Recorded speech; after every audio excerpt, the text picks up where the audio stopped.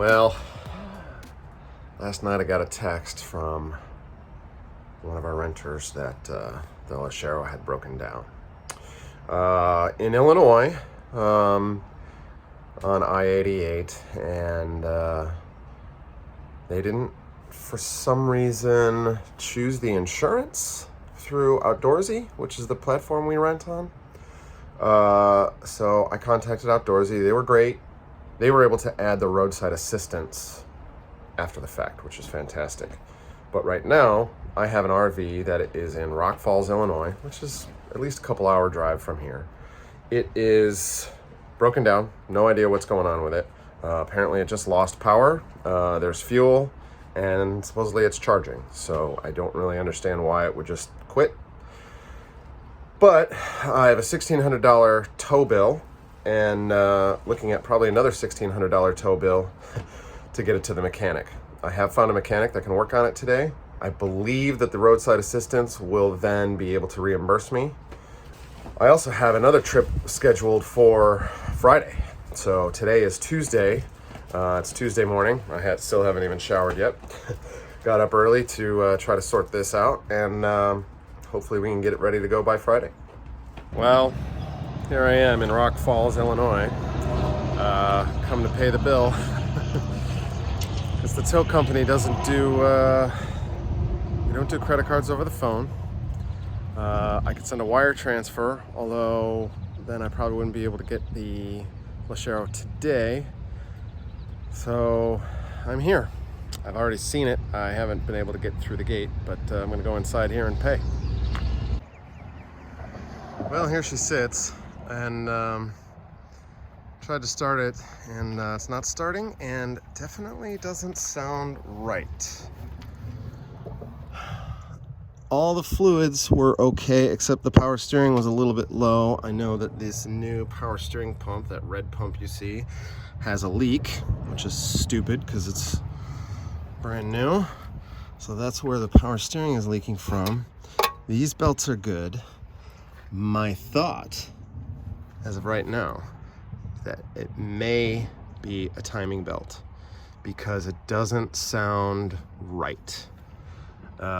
Cranking over it sounds a little bit different than it normally does. So that's my thought at the moment. So we're gonna have to get it towed to the local shop and see what they can figure out. Well, we're headed back home because I can't find anyone in Rock Falls or Sterling to fix it. At least not in the next couple of weeks. So, fortunately, I have a friend of a friend who can tow it and get it back into Chicago, and our friend Craig is going to fix it, and we'll get it ready to get back on the road on Friday. Now, I believe it is the timing belt, but I'm not 100% certain. So, I do have the timing belt, and if that's what it is, we should be able to get it done. If it's not the timing belt and it's another issue, I don't know. I don't know what's going to happen. Anyway, I'm headed home, and I got to see what Rock Falls and Sterling, Illinois are like. Oh, I was fortunate to go to this place. This place was actually pretty cool. Really interesting, old-timey. Let's see what happens when we get it back to Chicago.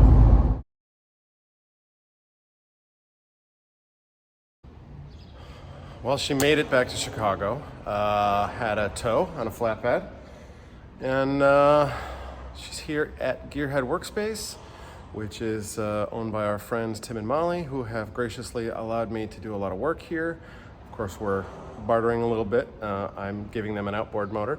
So the van stinks inside. I have no idea what's in there, but there's something in there that smells really bad. I think it's dog poop. I haven't found it yet. I did just spray in there, and I've got some things open just to air it out a little bit. I do have to go through and just clean it entirely anyway, because it's going out potentially tomorrow evening. And we're gonna get to work. We're gonna see what's going on with this puppy.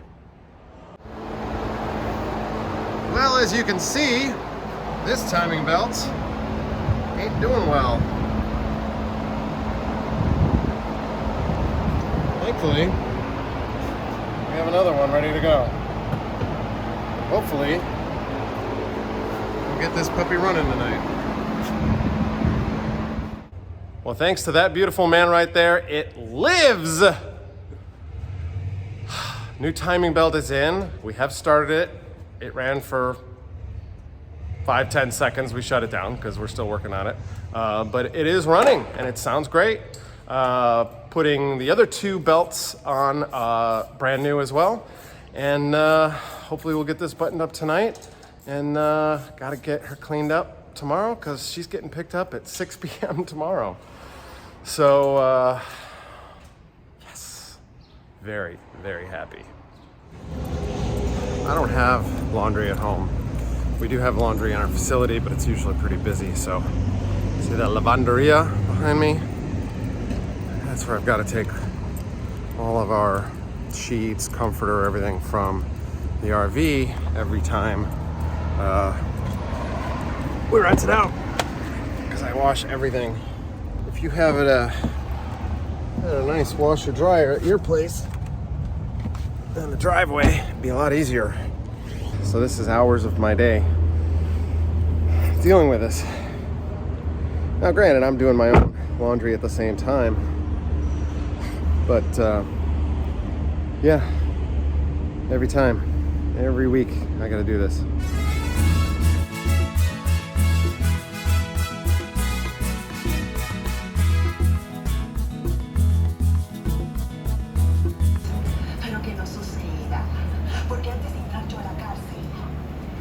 La busco donde sea y la mato.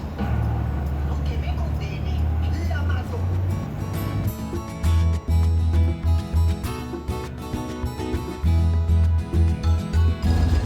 Well, I got the laundry done and spent $300 getting an interior detail because the previous renters had dogs. They did not pay for the dog. That's going to come out of their deposit. It is a $40 a day rental charge. So I spent $300 to have the interior detailed because it absolutely stunk. It smelled so bad in there. And not to mention all the pet hair all over.